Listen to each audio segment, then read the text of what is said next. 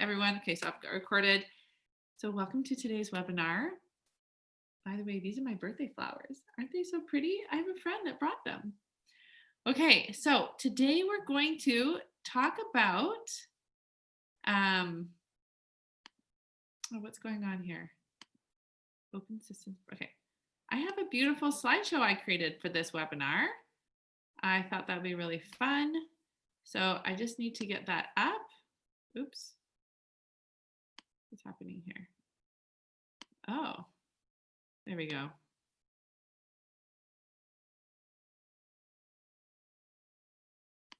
Well, let's see if this is going to work. Oh, no.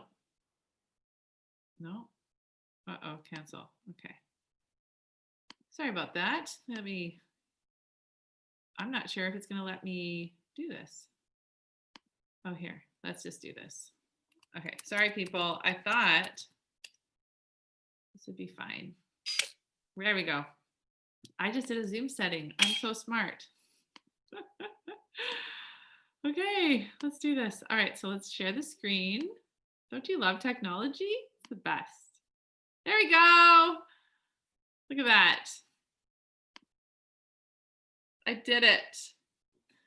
Isn't that amazing? I love being able to manage my mind, because when things like this happen, like that could potentially be very, very stressful, I just manage my mind and it's totally fine. And I'm going to be which is actually a perfect segue into the title of our webinar today.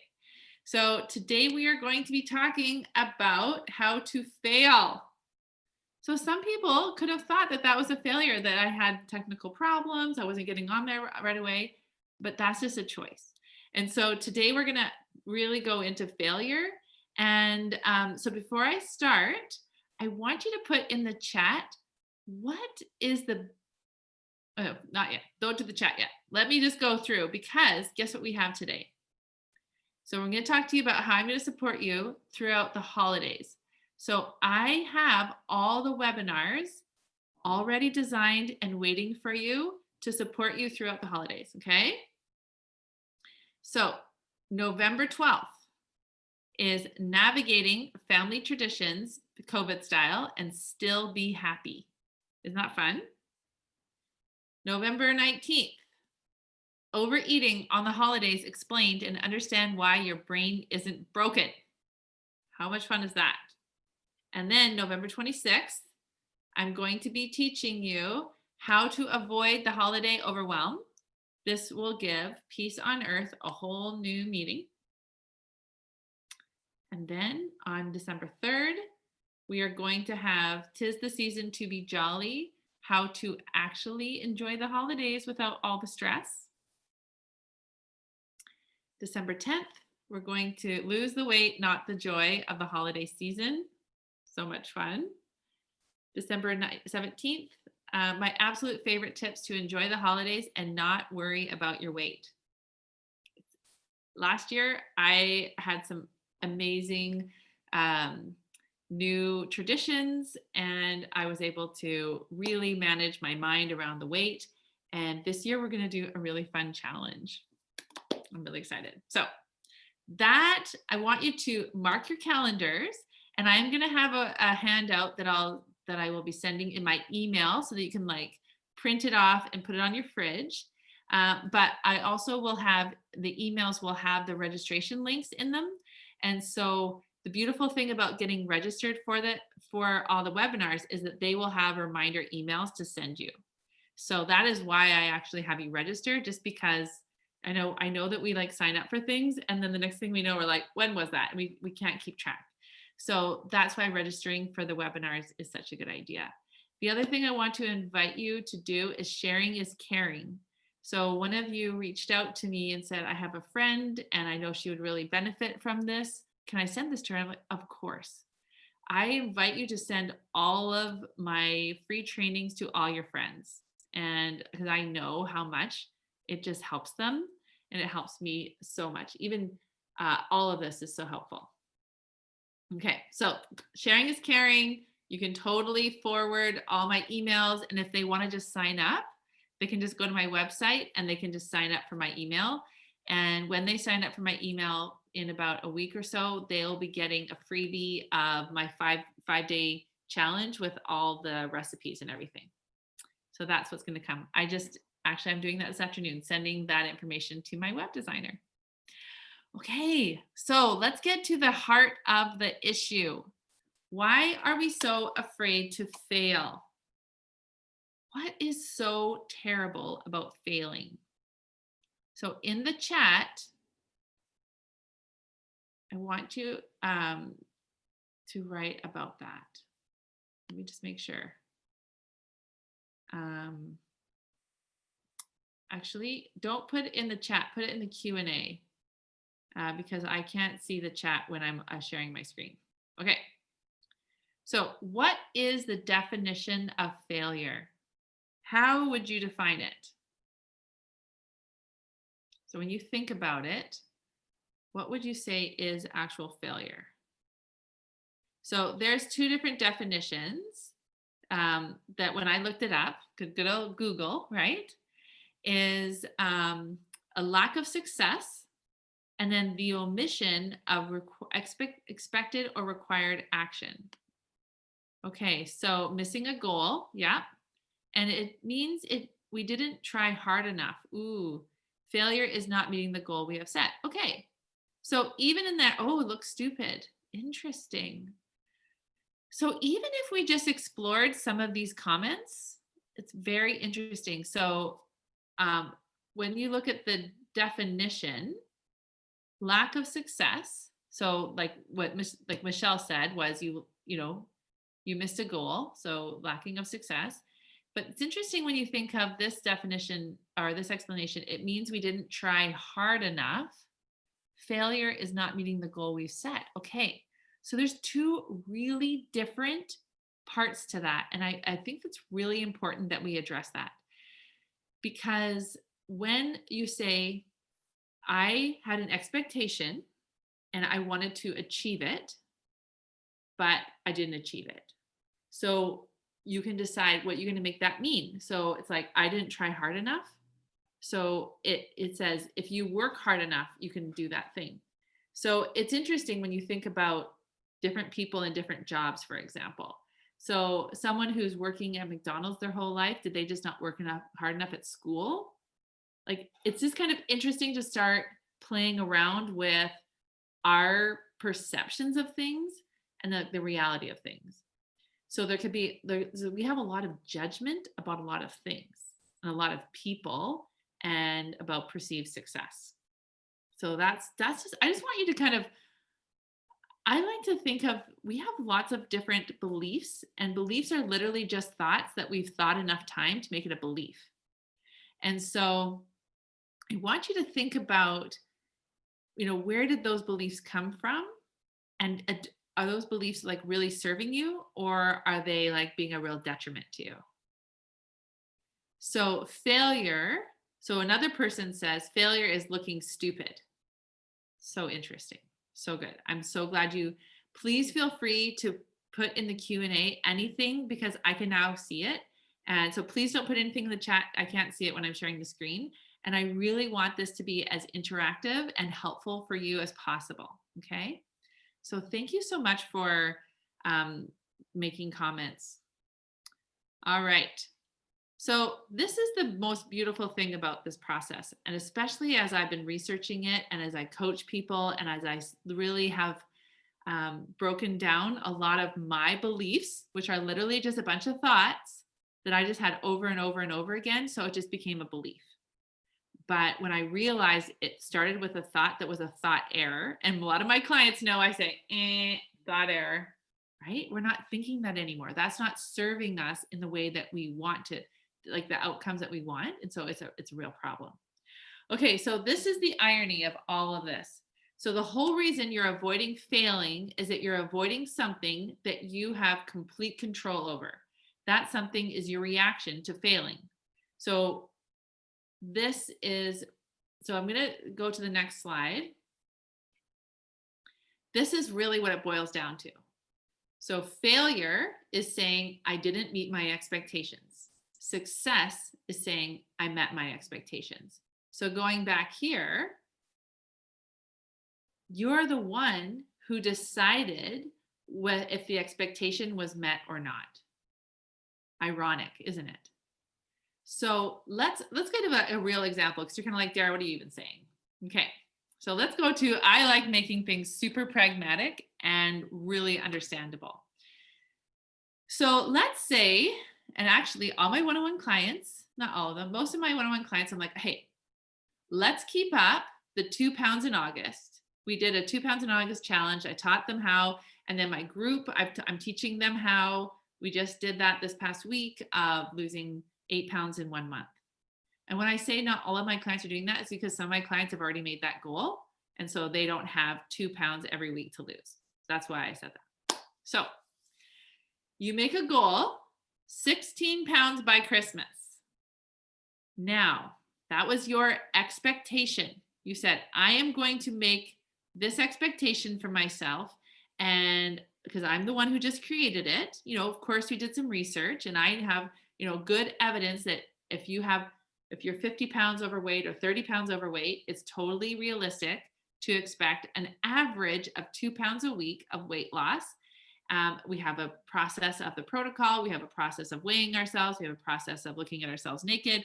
We have this process of planning your food ahead of time. And we have this whole process of like managing our mind. And so if we're doing all of that, then we can expect realistically that you could lose 2 pounds every week. And so that would be a 16-pound weight loss by Christmas. Okay. So what will happen if on December 25th, you weighed 14 pounds less? So I want you just to get really curious in your brain of like what's happening, like what thoughts you're having, what's going, like what are you thinking about? So what is the inner dialogue here?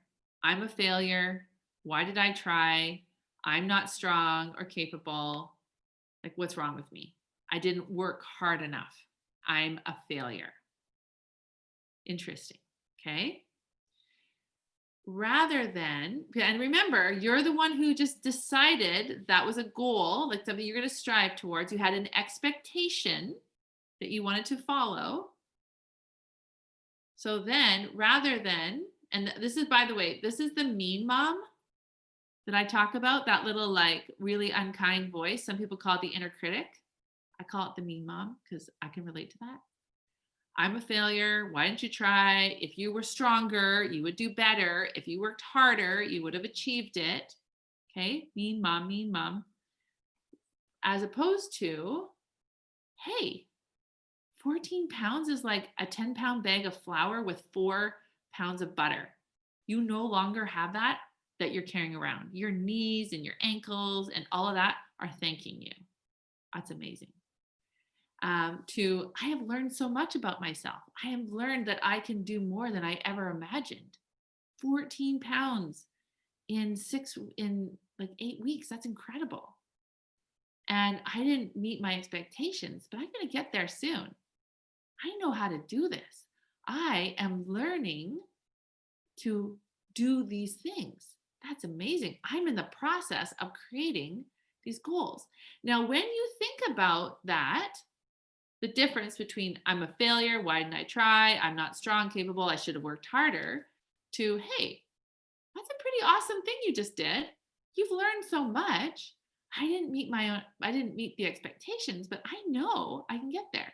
Okay, so in the Q&A, I want you to tell me how often you have the mean mom versus the nice mom who's like, yeah, talk to me. Let's see what you really did. Let's see what you've really learned. Let's see. So out of so mean mom versus nice mom, how often is the mean mom talking? Can you guys put a percentage in the Q&A box? If you were to guesstimate how often the mean mom talks to you or the inner critic, what would be the percentage? Mean mom, 85% of the time. Interesting. Who else? 90%, 100%. Wow. Okay, so I just want to say something right now. So no wonder you're turning to food for a little bit of solace, Because if you got this mean mom going on all the time in your head, you're like, oh, I need a break from this mean mom. This is no fun. I wouldn't want to be in my head. And I know for real, I didn't want to be in my head. So I went to things like food. I went to criticizing myself. I went to overworking. When I overworked, so when I quilted for those 5 years, when I was quilting for hire, one of the reasons, and I didn't realize this until after, and I actually was so sad when I realized this, but one of the reasons why I worked so late at night all the time was because I didn't want to be in my head. Because if I was always in this state of tiredness, it was like I didn't have to, it was literally the same thing as eating food. So Brene Brown talks about emotions are like sharp pricks. And so when we fill ourselves up with more food, we actually are less able to feel the feelings. It's like we're buffering. Like she talks about taking a piece of sanding paper with a needle, that sharp prick, and sanding it down because we don't want to feel it so sharply. So when I was a workaholic and I would reduce my hours of sleeping, it literally was a way to numb myself. And I'm I'm totally, I mean, you all will know me. I'm so honest, I'm so transparent because I don't need to feel shame about it anymore. And I also am sharing that with you because some of us don't have a realization of how powerful these habits that we're having, like our people pleasing, our workaholic, our like perfectionism, all that. And we're going to get into perfectionism a little bit later in this, is really having such a negative impact. And those kinds of habits are actually feeding the mean mom syndrome, that inner critic. And it's driving us to eat more. It's this vicious cycle because we're like, we need a break from our brain because our brain is so unkind. And the irony is, I'm saying irony often today, but it is ironic because a lot of you, I'm sure, are really, really nice moms.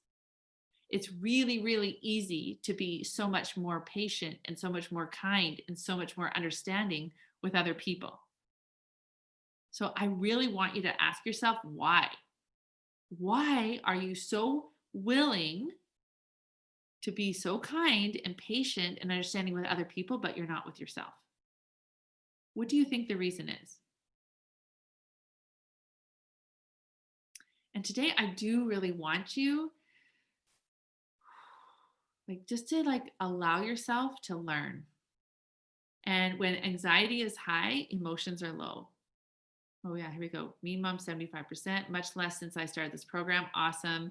90% of the time, I remember you're teaching us steps of success using Edison. Oh, that's right. I just rewrote that. Thomas Edison, he took him 10,000 times. 10,000. Someone said to him, you failed 10,000 times to do the light bulb. He said, no, it just took me 10,000 steps. That's all. Thanks so much, Diana, for reminding me of that. Because I actually did write that in my notes. So that is something I say to myself as well. It's like, oh, I'm just taking, and oh, I'm getting ahead of myself. Okay, another one of the comments is I get upset when I'm not nice, mom with others 100% of the time. Right. Right. So the name of my program, like when I really thought about my weight loss and keeping it off, it truly is loving myself thin. I had to love myself all the way. And that meant when I was 200 pounds, I had to start loving myself. I had to realize I was lovable at 200 pounds. And now I'm like 150. Isn't that fun? But like I had to start loving myself at 200 pounds. That is where things are so different than what you're gonna read in books about weight loss. Okay. I believe he also said, I know 10,000 ways it doesn't work. That's right, Susan. He did say that. Yeah, I've read it several different ways. It is my responsibility to uplift others, but not put them down. Oh, interesting. Yeah. So then why isn't it 100% your responsibility to lift yourself up? And why isn't it 100% your responsibility to be compassionate with yourself? So good. Oh my goodness. I love all your comments. And I really want you to take this time. First of all, I want to acknowledge you and say, congratulations for taking this time for yourself. Like, truly taking this time, like, you are taking care of you right now. This hour, yeah, this hour is for you to like learn and to grow and up level yourself. I love what Maya Angelou says. She's like, when I know better, I'll do better. And so when you come to these webinars and when you do one-on-one coaching with me and when you join my group, you are starting to get this knowledge and this awareness that you didn't even know was possible. And that is amazing. And so right now in this moment, I just want to hug all of you. Like, so please, like, just feel my love, like, feel my hug, like, feel my acknowledgement of like, you are here to just get yourself in a place where you, when you know better, you'll do better. And so Nancy's saying, yeah, I have a pity party when I'm down. So instead of having a pity party, like, woe is me, you have this like, oh, this is just part of the being a human. That's hard. Wow. Like, you tried something and it didn't work how you expected it. Huh. Interesting. Okay. So what can we learn? What can we do better? And like, how can we move forward? So good. All right.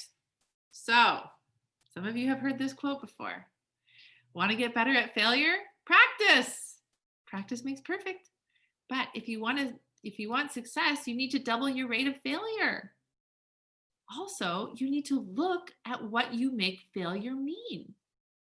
So going back to this slide, I really, this is like, failure is not meeting expectations. Success is meeting your expectations. And who's the one who made the expectation? We did. Okay. It makes me sad how mean I am to myself, right? So it goes along with that comment. You know, who are the three most important people in your life? So let's do this little exercise. This is kind of fun. Who would you say in your brain, or you can say it in the chat, however you want, who are the three most important people in your life? I'm going to give you a minute to think about that.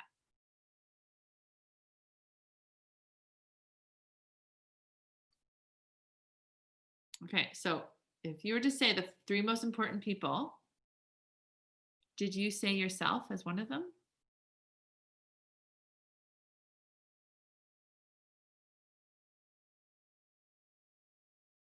So our relationship with ourself is the most important relationship we have, period. So why aren't we spending more time developing the relationship we have with ourselves?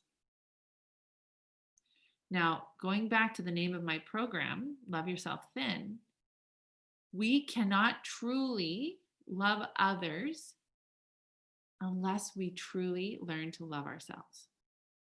And that is going to raise some flags for some of you. And I get it. And I invite you to bring it. Like, bring the questions, bring whatever it is that's coming up, but you can't truly love others until you've learned to totally love yourself. And that is huge. So I've got comments like, we need to learn to build ourselves up and not rely on others to do that. Absolutely. And we're going to bring that in for perfectionism. Husband and 2 daughters. Yeah. What about yourself? How do you not feel guilty about putting yourself first? Oh, such a good question.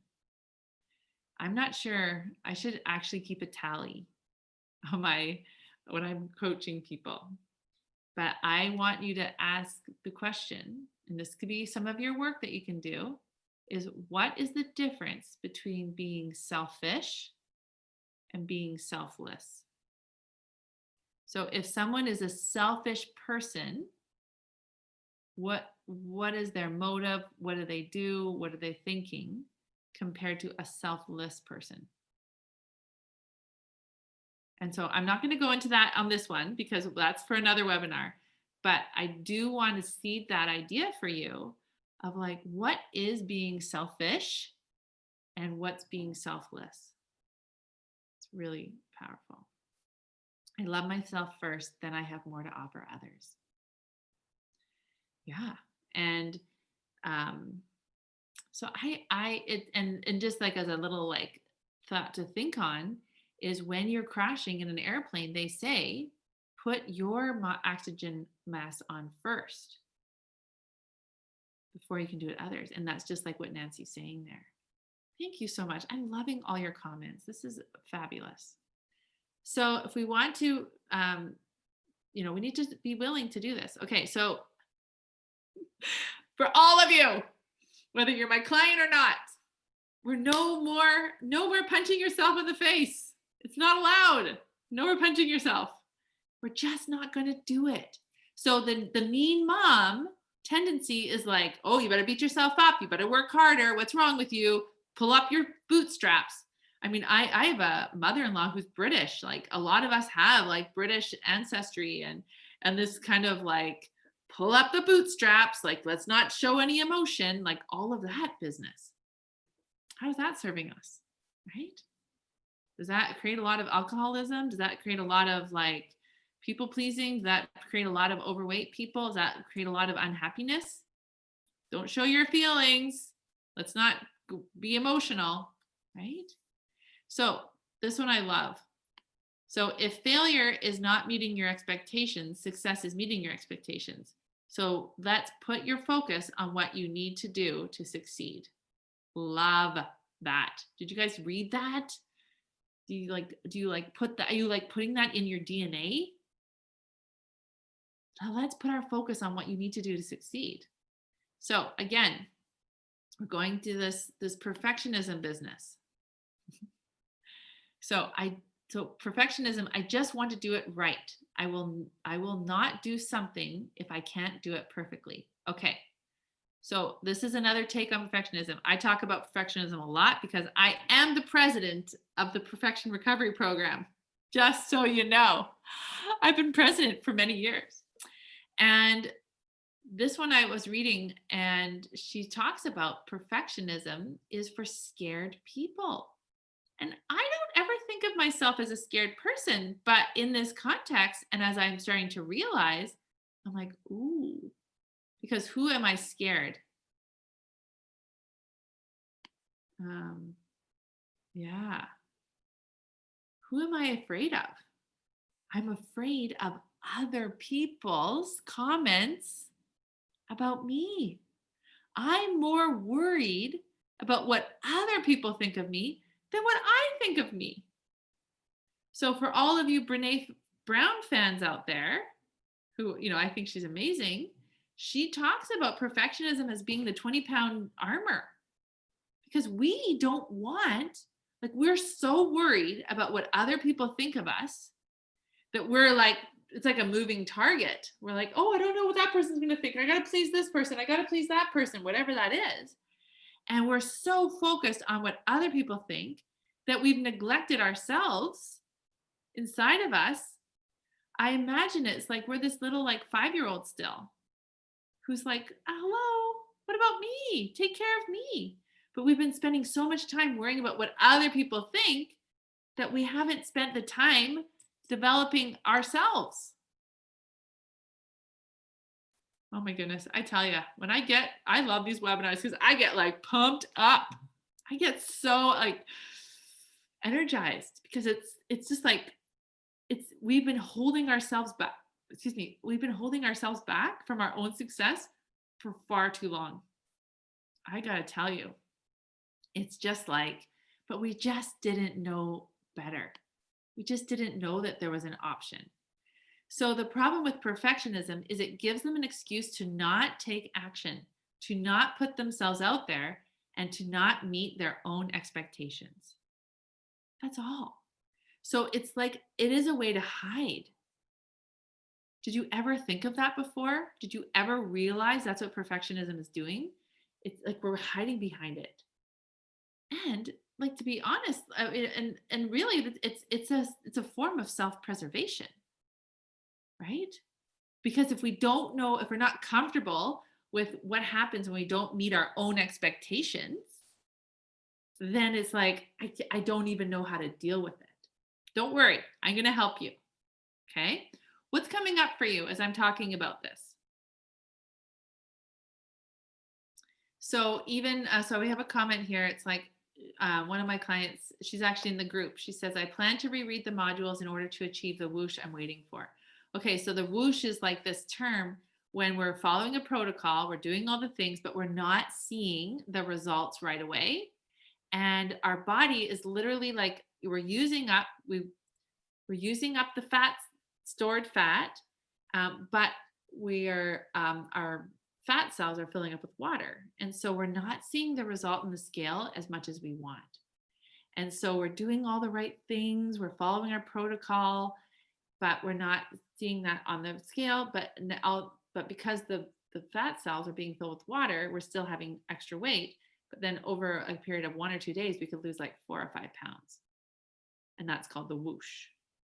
So one of the things that I do want to coach you guys all, ladies, all on is this concept of the more calm you are about this, the more you're like, oh, okay, I don't have to be so like a slave to the scale or measuring all my food. That's why I don't measure food really. I'm like, yeah, it's like a little bit of this. I mean, I kind of have like, I've been baking enough in my mind. I know what a half cup looks like. I know what a quarter cup, but I don't want to be like fanatical about it. Another comment here is it makes me sad that I'm realizing I may well have missed out on things by hiding, not trying due to fear or failure or looking silly. Okay, so this is perfect. Thank you so much for making that comment. Because when we have that sadness, that is a legitimate feeling. And so instead of pushing away that sadness, I invite you just to sit with that sadness, be like, yeah, that actually makes me really sad. That I'm realizing like I might have missed out on some of the things that I was hiding or not trying to because I was afraid of failure and looking silly. So I invite you just to sit with that sadness and not judge yourself like the mean mom would. Like the mean mom would say something like, yeah, what's wrong with you? I've told you. What, like, don't you know any better? Like, when are you going to learn? Rather than like, yeah, that actually does make me feel really sad that I just didn't know that I could have made different choices, that I could have been in a safe environment to like not have met my own expectations and not made it mean that I'm a bad person, but that I just didn't do all the things yet. So it's interesting because even like in the launch, like my launch, I'm like, I'm going to sell 30 people. I haven't sold 30 people. I've sold 21. Does that mean my launch is a failure? Of course not. Are other people going to come? Yeah, probably. But does it mean anything about me that I didn't, like, I just randomly thought, I want to have 30 people. I used to have a classroom. I used to be a teacher in a classroom, and I'd have 25 to 30 people in my classroom. So I thought, yeah, that sounds about right. Let's do it. But right now, I just have some people that haven't joined yet. And I'm like, it doesn't mean anything about me. And if I wasn't willing to fail, so this is kind of extrapolating on that. So let's say, so I did make the goal of 30 and I have 21. And so if I was going to do I didn't meet my expectations, kind of like you weighed 14 pounds instead of 16, I could be like, well, I'm a failure. I'm not good enough. This is proof that I'm a loser. And then this is where the self-sabotage comes in, is that I would say, well, those people, like, I'm not that good. So I don't show up as easily. I don't show up as powerfully as a coach, like all of that. And so same thing with the weight loss. It's like, oh, I'm such a loser. I only lost 14 pounds, not 16, because you're so focused on that number. So then what do you do at Christmas? You're like, well, forget it. I guess I just failed. I might as well just eat all the pie. I'm such a loser. That's where the self-sabotage comes in. And we'll get to that, but I just had to go on that. Okay, another comment here is, it makes me sad to think about what I did to my kids by being the mean mom. Okay. Everyone has to like put their right arm in the air. I, repeat after me, solemnly swear that I am no longer going to punch myself in the face. Is everyone saying this? I really want everyone to say this. And I solemnly swear that I am going to love myself unconditionally for the rest of my life. So that's what punching yourself in the face looks like, right? When you conditionally love yourself, you're saying, I'm only lovable or I'm only good if I've done this, this, and this. That's not happening anymore. Because Marlene and everyone else in this group, we never wake up in the morning and say, guess what I'm going to do? I'm going to be the worst mom ever, or I'm going to be the worst human to myself. None of us ever do that. We don't. We wake up and we say things like, I'm going to do the best I can. I'm going to try the hardest. I'm just going to try my hardest. I'm just going to be the best human I know how. Okay? Because I'm sure I can tell you like that none of us said, you know what? I'm going to be a real jerk today. I'm going to be the meanest, dumbest, stupidest person around. I don't believe it for a second. Maybe we could have a little temper tantrum, but that's okay because we know what happens. We have a lower brain, and that's okay. Do you think that I still make mistakes as a mom? 100%. Am I going to keep making mistakes? 100%. Do I mean to make those mistakes? Do I intentionally go out and make those mistakes? Never. Never. Same thing with myself. Like, I just am always trying to do my best. Okay, so here we go. We are going to learn. All right, so we're going to make a deal with ourselves, okay? I'm just going to go and try. It's okay to fail because failing is just not meeting an expectation. Oh yeah, I'm the one who set the expectation in the first place. Isn't this fun? It's like you just get to decide. How is this an opportunity to love yourself more as you go through this experience? So I just explained unconditional love and conditional love. And I personally, like my second niche that I could do like that could be like the mean mom, like the mom issues, all of that. And truly the work that I do with my clients, so much of it has to do with their relationship with their moms, which then eventually goes on to ourselves because we haven't let go of this inner critic. We haven't allowed ourselves to mature and grow up and say, thank you, mom. Thank you for your thoughts. But I'm a big girl now and I'm making my own decisions. It's like when I went on a road trip with my 5 kids and my mom, like 5-day road trip. And then like a month vacation and then 5 days back.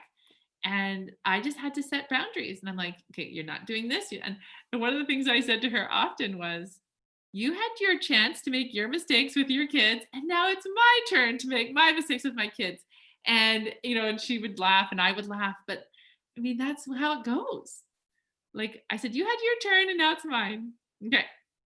So let's go into the benefits of failing. So this is an age-old example, but I want you to really think about truly what it means. So how does a butterfly grow?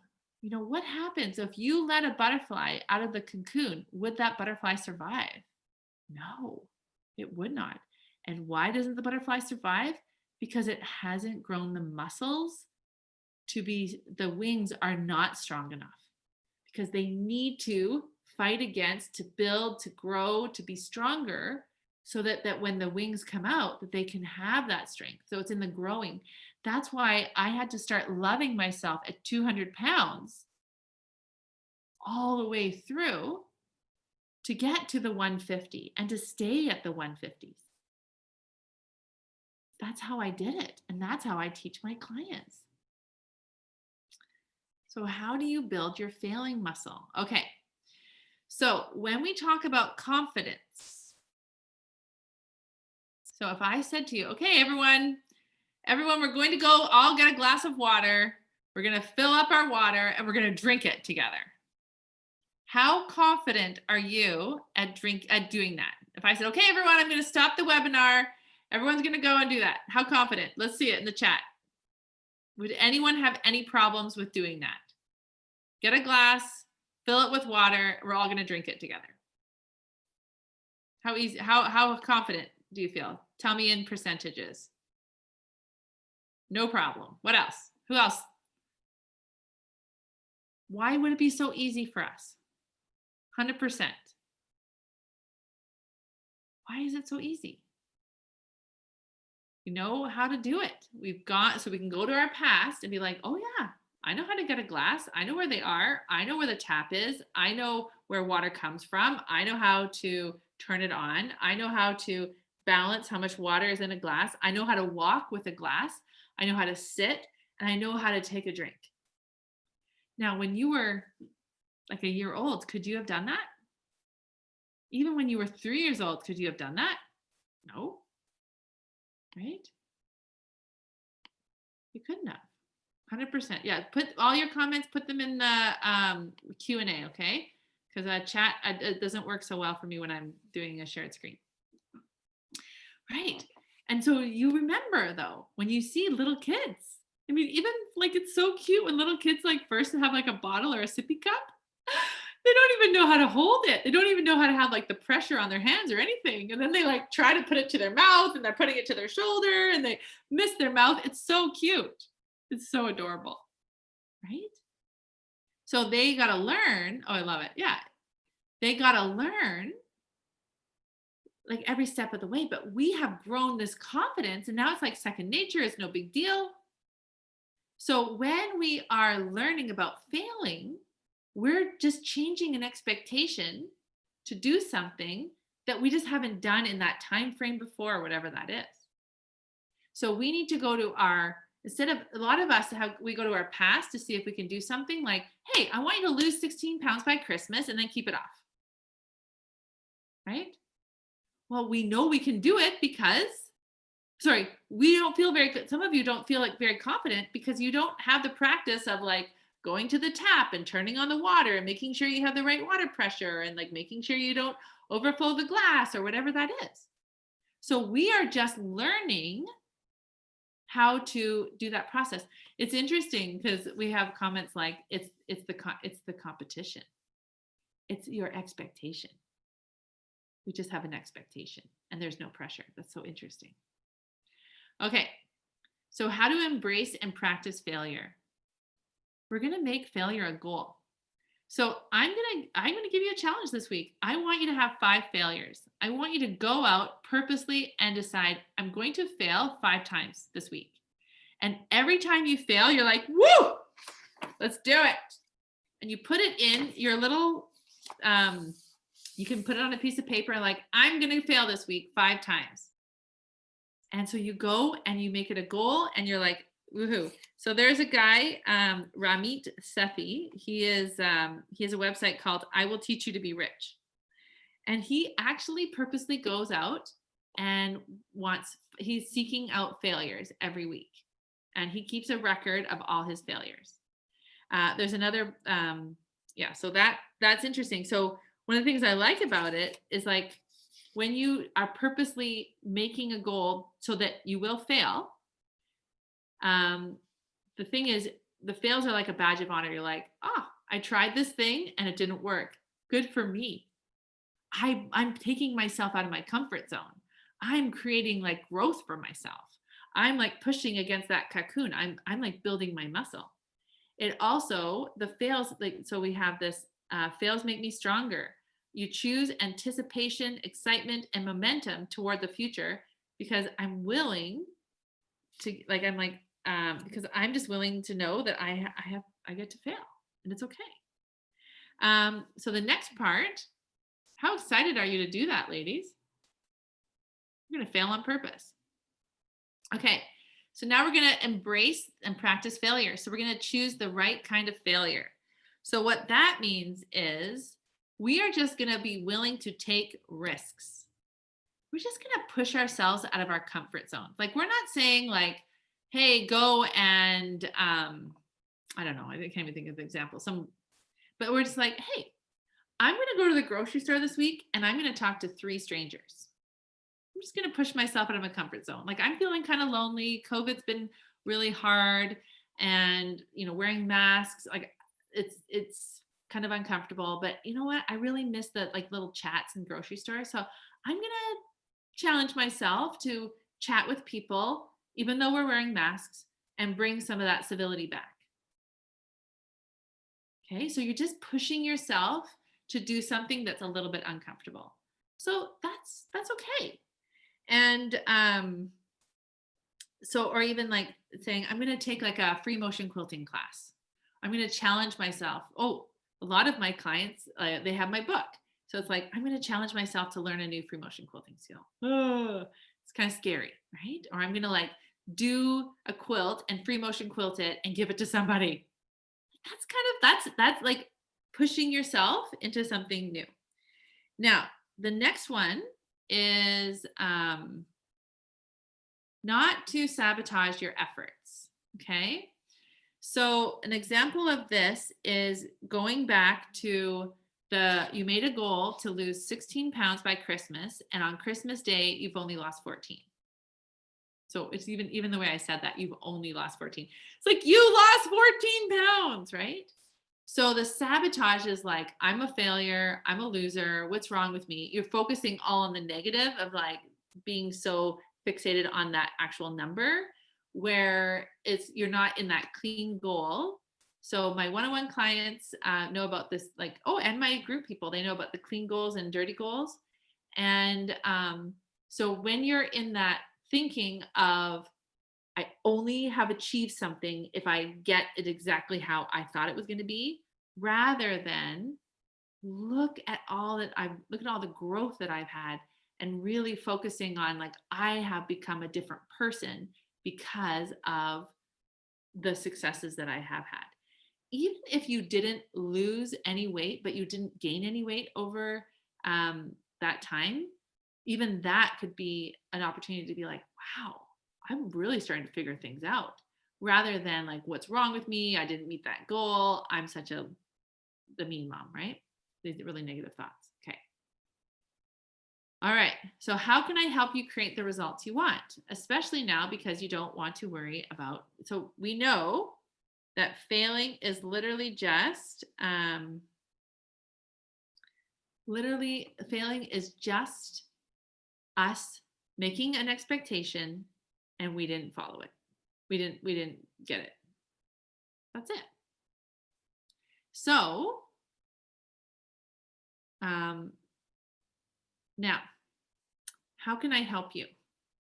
Before I go into this, I want you to put in the the Q&A. Sorry, I say chat, but I meant to say Q&A. In the Q&A, I want you to write down, how can I help you create the results you want? What do you think is the biggest thing that's keeping you from reaching your goals? In the Q&A, I want to hear them. What is the biggest thing that's stopping you from reaching your goals?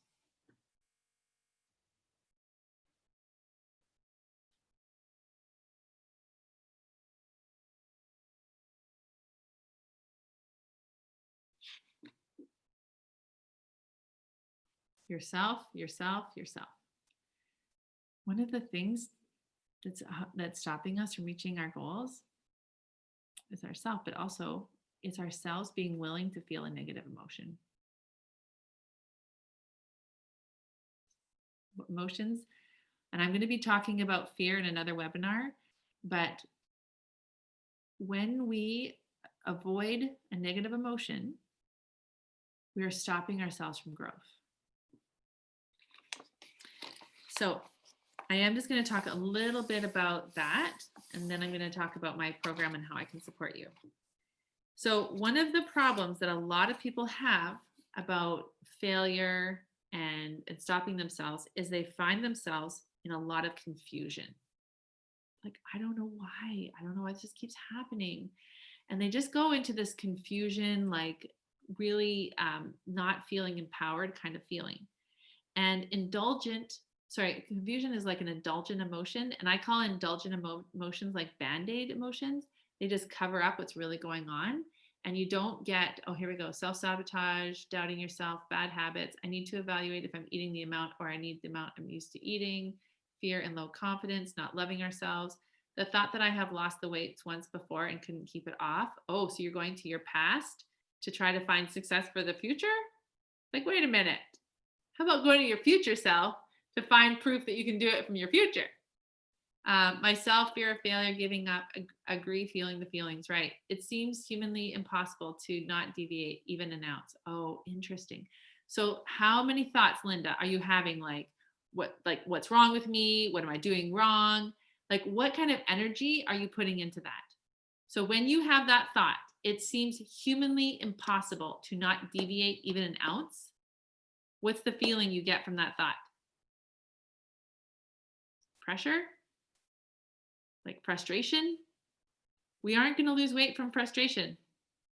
We're not going to like let anything go. We're not going to be able to relax and like to feel to any even have like any sort of sense of calm. And it sounds to me like what you're doing when you say it seems humanly impossible to not deviate even an ounce. There's like this oh yeah, like what am I doing wrong? I'm eating too much, right? There's all, oh, so really what I think the emotion right now is self-doubt. So when you're spinning in self-doubt, what I want to invite you to do is just to go to a negative emotion of self-doubt, right? And just be like, oh, this is just me being a human who has self-doubt. Because when you're operating out of self-doubt, Linda, you're not going to be able to move forward. So that's a huge breakthrough. And all you have to do now is just be in self-doubt. You're like, oh, this is just me having some self-doubt. Huh. I'm being a human. Okay. All right. Give myself too many expectations for the day, then go around circles and don't get anything done. Hence I failed. Ooh, I hear ya. That is, managing my own expectations has been a huge, and I think for a lot of us are overachievers because we're so run by we get our value from like checklist, check. So when we can get the checklist, the to-do list to validate us instead of us validating ourselves, huge change, Nancy, huge. I am like such a proponent of that. So with the confusion, instead of being like, it doesn't, instead of saying like, instead of saying like, I don't know what to do. This seems really overwhelming. This is really hard. Instead of going there, you say things like, and this is what I do all the time. I say things like, I'm in the process of learning how to, understand what's a realistic expectation of my day. Or it's like for Linda, like I'm in the process of understanding how weight loss works for me. Or I just haven't figured it out yet. This is like bridging thoughts for us. So it can take us from like, I don't know what to do. This is so hard. I love this one.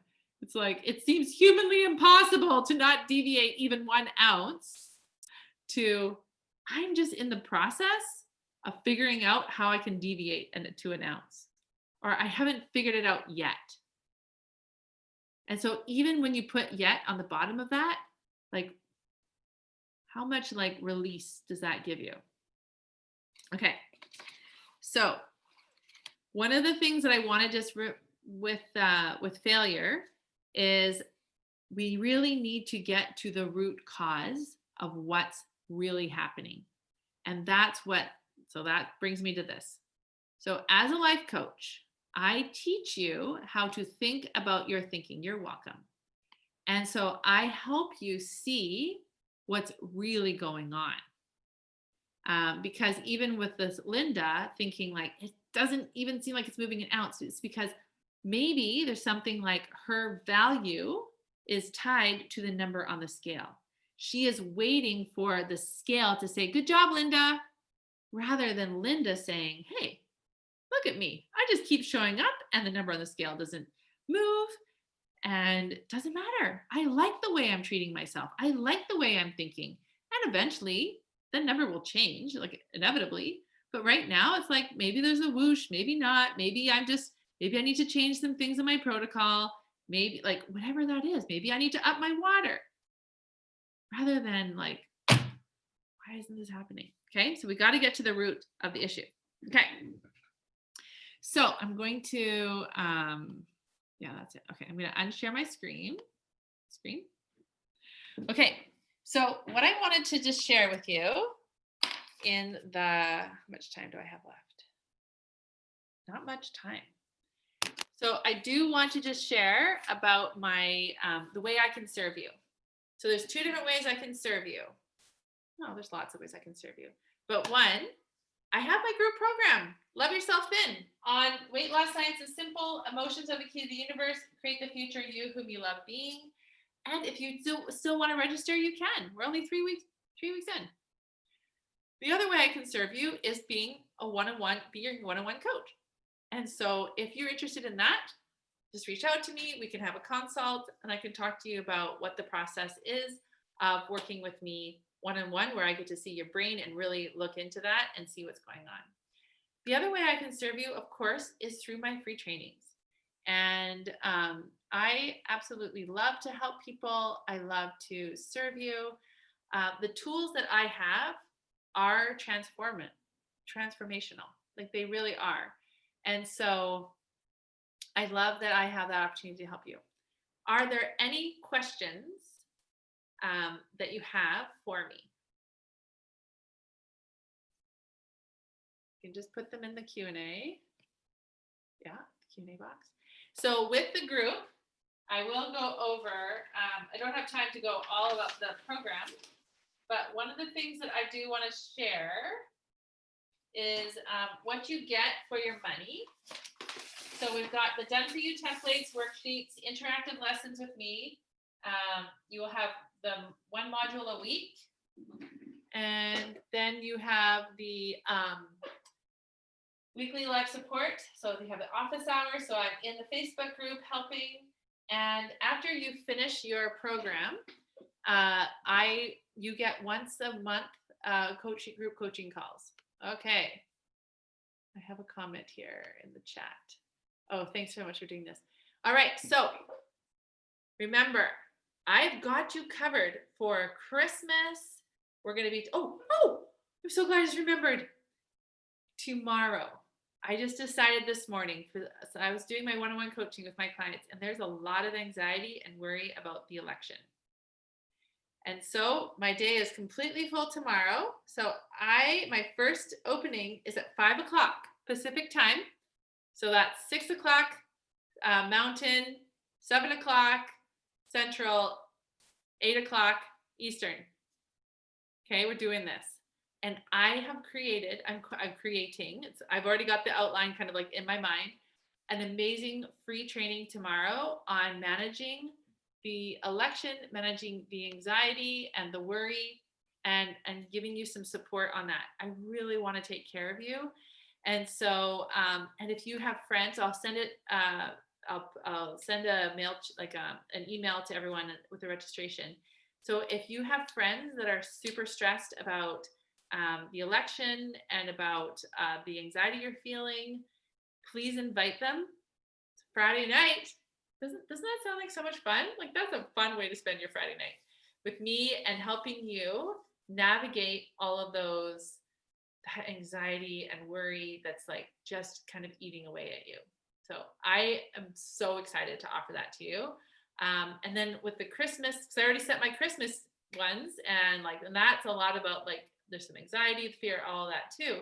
But I want to put it in the context of an election because that's in your face 24/7. All right, everyone. Thanks so much for coming. No more questions? I have 30 seconds. Yeah, so I'll send an email out with the registration link for tomorrow. Take care.